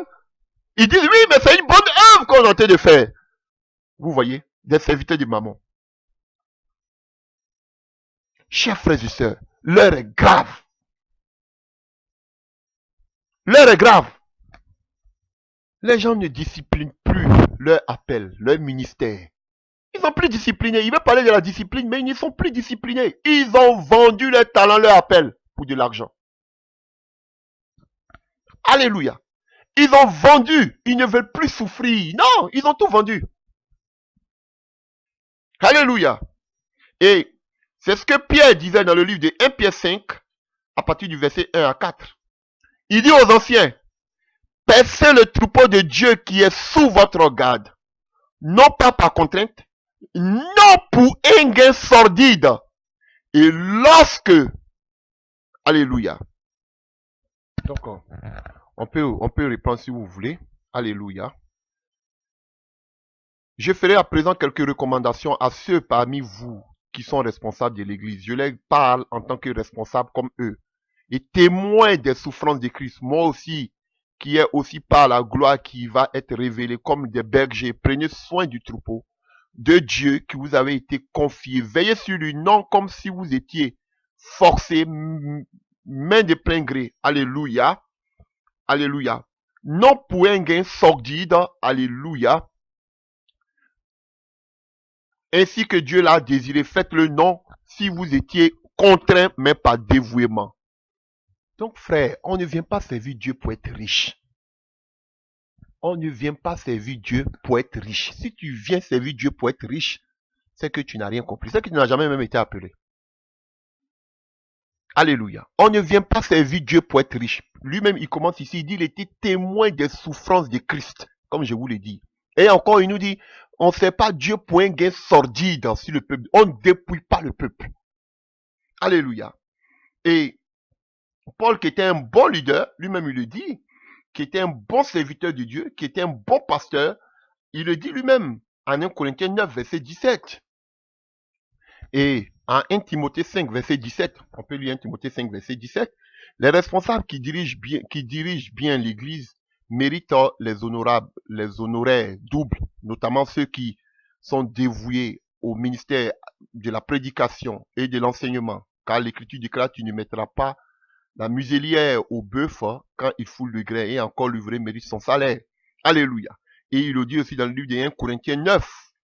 1 Corinthiens 9 à partir du verset 17. 1 Corinthiens 9 à partir du verset 17. Alléluia. Nous allons lire un peu. À partir du verset 17. Ah, 7. Si la décision d'accomplir cette tâche ne venait pas de moi, je recevrais un salaire. Mais puisque cette décision n'a pas dépendu de moi, je ne fais que m'acquitter d'une charge qui m'a été confiée. À quoi consiste alors mon salaire? Donc la satisfaction de pouvoir offrir gratuitement la bonne nouvelle que je proclame en renonçant volontairement au droit qui me confère ma qualité de prédicateur de la bonne nouvelle. Vous voyez? Lui-même il a dit, il avait droit, les gens devaient le soutenir. Voilà. On ne dit pas qu'on ne peut pas soutenir des véritables serviteurs de Dieu. Alléluia. Non, c'est pas ce qu'on a dit. Mais vous êtes des avides. Même moi-même, je vous prêche. C'est pas parce que j'ai pas besoin d'argent. Alléluia. Mais vous êtes des avides. Alléluia. Et vous avez monnayé, vendu vos droits. Vous avez vendu les dons, le ministère, vous avez tout vendu. Voilà pourquoi aujourd'hui, regardez, il ne veut même plus vous parler du Saint-Esprit. Il ne veut même plus vous parler des miracles. Il ne veut même plus vous parler des guérisons. On va vous dire que vous n'avez pas besoin de tout ça. C'est pas important. Mais vous blasphémez. On va vous dire qu'est-ce qui est le plus important? Les bonnes œuvres. Mais, excusez-moi, mais vous êtes maudits. Je vous le dis, je le dis au fond, vous êtes maudits. Alléluia. C'est le Saint-Esprit qui est vieux depuis la création. Et que depuis la création, là, il y avait les bonnes œuvres. Je vous le dis, oui, depuis la création, il y avait les bonnes œuvres. Le Saint-Esprit déjà existait, alléluia, depuis la création. Et vous dites que ce Saint-Esprit-là qui a mené toutes choses en existence, faut qu'on le laisse au détriment de quoi? Vos bonnes œuvres, aider les gens pour vous enrichir en cachette. Mais vous êtes vaincus. Alléluia. Et on parle du diaconat maintenant. Tous ces faux prophètes, docteurs, et tous maintenant, ils ont sauté sur l'occasion. Voilà. On vous dit va amener de l'argent à s'occuper des pauvres. Alléluia. Vous vous croyez rusé? Je vois tout votre jeu. Vous vous croyez rusé? Vous êtes là. Vous attendez dès qu'il y a un message en même temps, vous sautez sous l'occasion. Comme des enfants. Alléluia. Paul dit que c'était son droit, mais il a fait de ça aucun cas. Alléluia. Voilà, je vous dis. Lui-même, il le dit dans le livre de Acte 20. Il dit, il a désiré ni l'argent, ni l'or, ni vêtements de personne.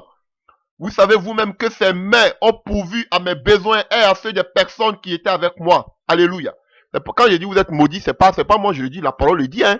Tous ceux qui blasphèment contre le Saint-Esprit, ils sont perdus. Voilà, c'est pas moi. C'est un blasphème contre le Saint-Esprit. Dis aux gens de ne pas aspirer aux dons spirituels. Dis aux gens que, non, celui qui parle des songes et des visions, il est attardé, c'est le béaba. Mais vous êtes vaincus. Vous ne savez pas que dans toute la Bible, tous les grands événements de la Bible, c'était pas des songes et pas des révélations, pas des visions, pas des songes. Dites que vous êtes, excusez-moi pour le thème, dites-moi, dites que vous êtes constipé spirituellement, que Dieu ne vous parle pas. Dites-le. Simplement. Vous êtes asséché spirituellement, dites-le. Voilà. Au lieu de rencontrer des âneries, on n'a plus besoin des songes, on n'a plus besoin des visions, c'est le béaba. C'est pas le béaba.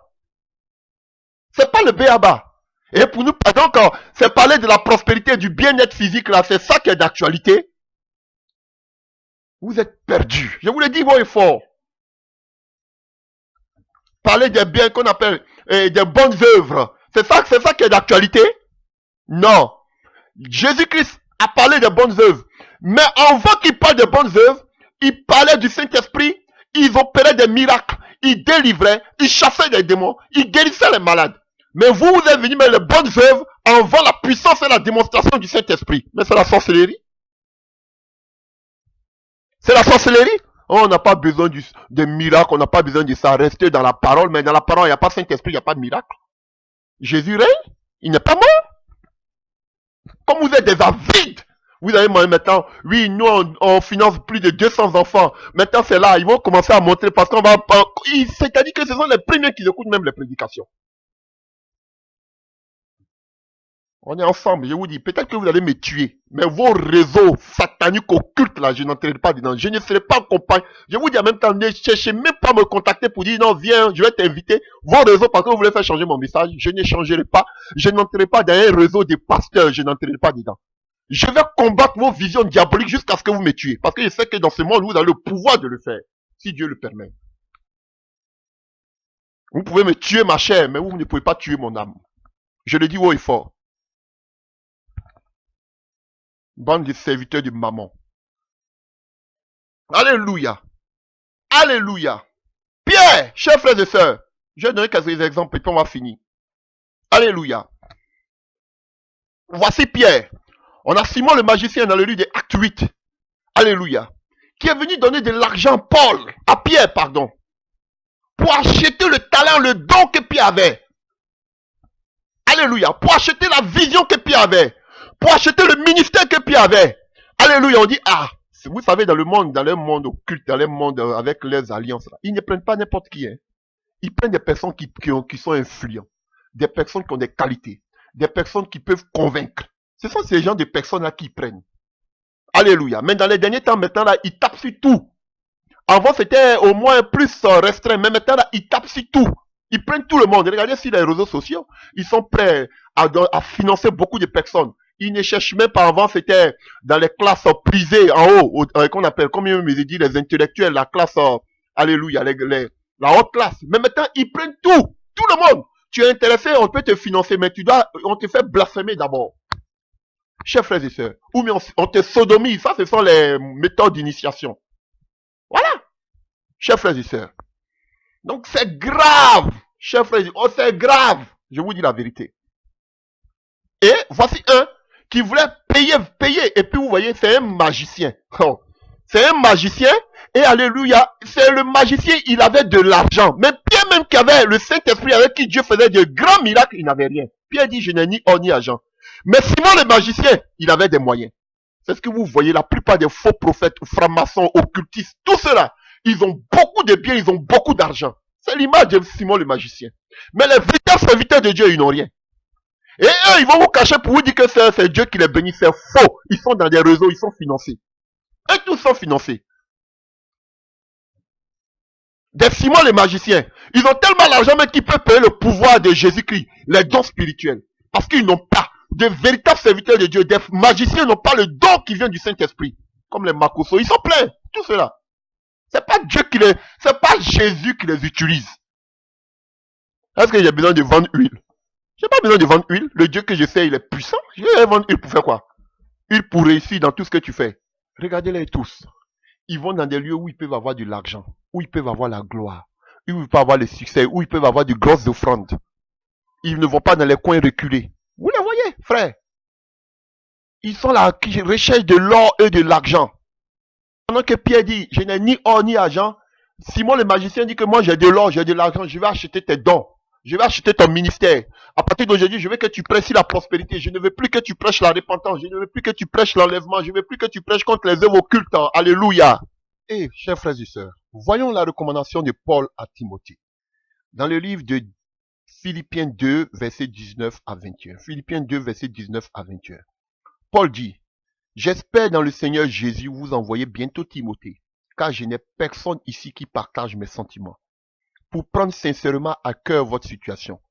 Tous, en effet, cherchent leurs propres intérêts et non ceux du Christ. C'est ce à quoi nous assistons. Aujourd'hui, chacun cherche son propre intérêt.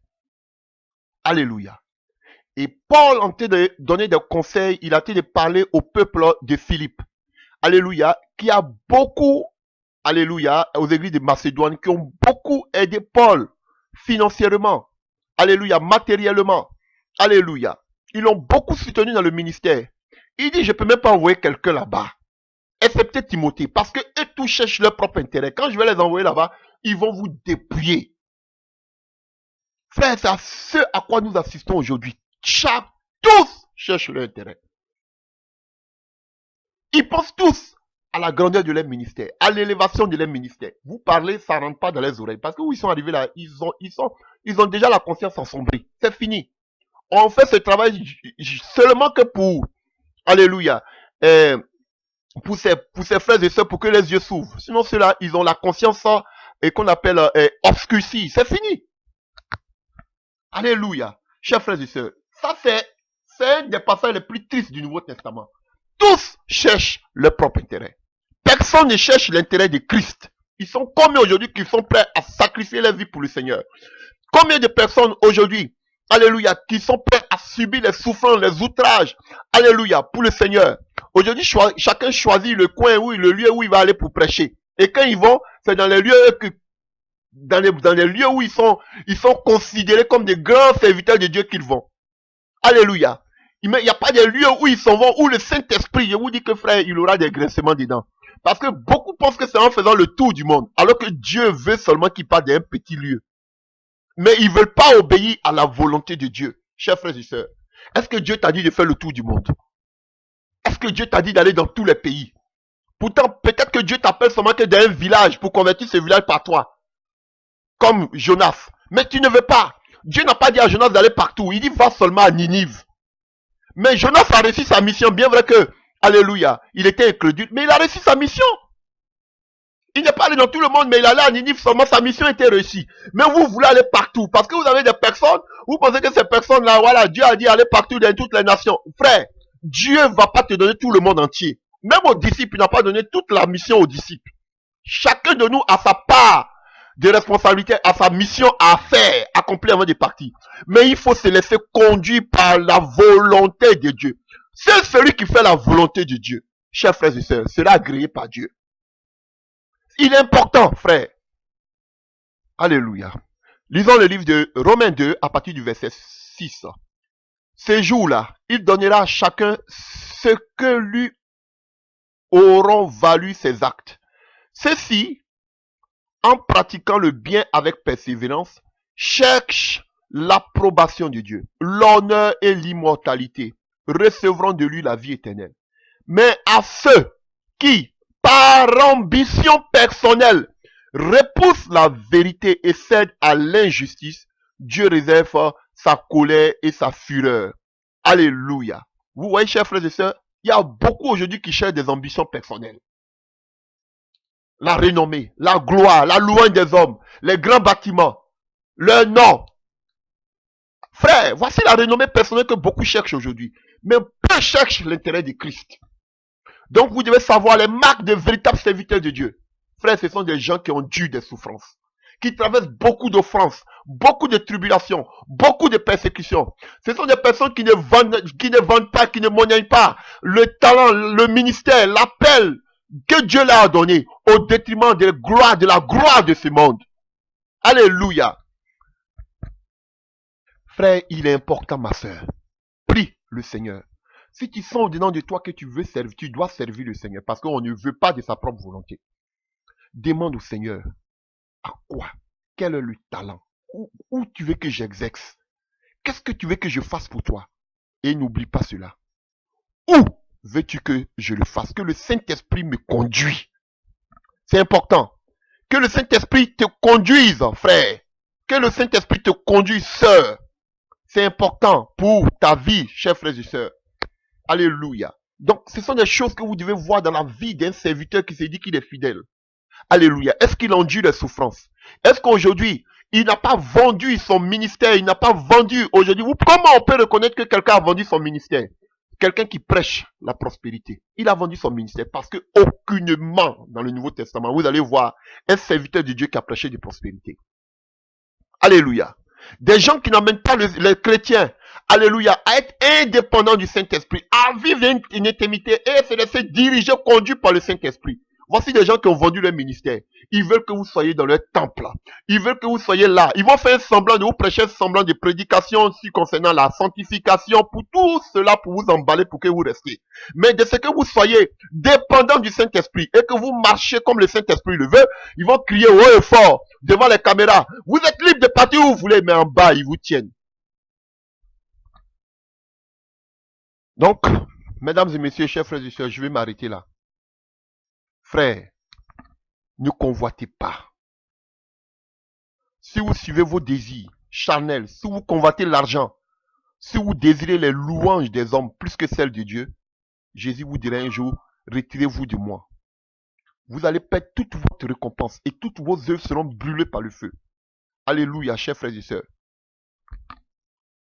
Si vous êtes fidèle à votre appel, votre ministère, et vous demeurez droit, si vous gardez les bonnes intentions qui viennent de Jésus, il vous récompensera un jour et vous aurez votre place auprès de son trône. Comme nous avons lu tout à l'heure dans le livre de Pierre, chers frères et sœurs, que je prends, alléluia. Lui-même, il a dit Pierre dans le livre de 1 Pierre 5 que nous avons lu, alléluia. Alors, quand le chef des bergers paraîtra, vous recevrez la couronne de gloire qui ne se perdra jamais, qui ne perdra jamais sa beauté. Voici notre récompense dans le royaume des cieux. Alléluia. Et quand nous lisons Jean 12, chers frères et sœurs, c'est la triste réalité, alléluia, la triste image que nous avons aujourd'hui de l'église de Christ. Jean 12 à partir du verset 43. Jean 12 à partir du verset 43. Alléluia. Et pourtant, même parmi les dirigeants, beaucoup crurent en lui, mais à cause des pharisiens, ils n'osaient pas le reconnaître ouvertement, de peur d'être exclus de la synagogue, car ils tenaient davantage à l'approbation des hommes qu'à celle de Dieu. Voici ce à quoi nous sommes exposés aujourd'hui. Les gens veulent plus la gloire des hommes, la grandeur, que l'approbation de Dieu. Donc, chers frères et sœurs, que Dieu vous bénisse. Cherchez la face de Dieu. Cherchez la face de Dieu dans l'intimité. Vaut mieux obéir à Dieu qu'à un homme. Cherchez son orientation. Ce à quoi vous appelle. Frère, tu peux vivre dans la sanctification, comme on le dit. Mais si tu ne fais pas la mission à laquelle Dieu t'appelle, tu ne seras pas sauvé. Tu ne seras pas enlevé. C'est pas pour faire peur à quelqu'un. C'est important, chers frères et sœurs. Que Dieu vous bénisse. Et ne monnayez pas, ne vendez pas, alléluia, le talent que Dieu vous a donné. N'enterrez pas vos talents, alléluia. Vous devez les fructifier. Vous devez prêcher le message que Dieu met sur votre langue. Ne pas chercher à plaire à qui que ce soit. Ne pas vous corrompre. Ne pas prendre l'argent. Si Pierre avait pris l'argent des dons que lui donnait Simon le magicien, le talent était mort, c'était fini. Ne touchez pas à l'argent de ces occultistes. Alléluia. Pierre n'a pas touché à l'argent des occultistes, chers frères et sœurs. Et la main de Dieu se manifestait toujours avec lui, chers frères et sœurs. Vous voulez voir que si quelqu'un a l'approbation de Dieu, Dieu continue toujours de se manifester avec lui. Frère, parce qu'il a la présence de Dieu continue de couler en lui. Mais regardez, ils sont tous morts aujourd'hui parce qu'ils ont changé de message. Ils sont passés à un autre message. Alléluia, chers frères et sœurs. Que Dieu vous bénisse et soyez fidèles jusqu'à la fin, sachant que notre couronne ne va jamais perdre sa beauté. Que Dieu vous bénisse. Et par la grâce de Dieu, nous nous verrons au nom de Jésus-Christ de Nazareth, notre Seigneur et Sauveur. Amen.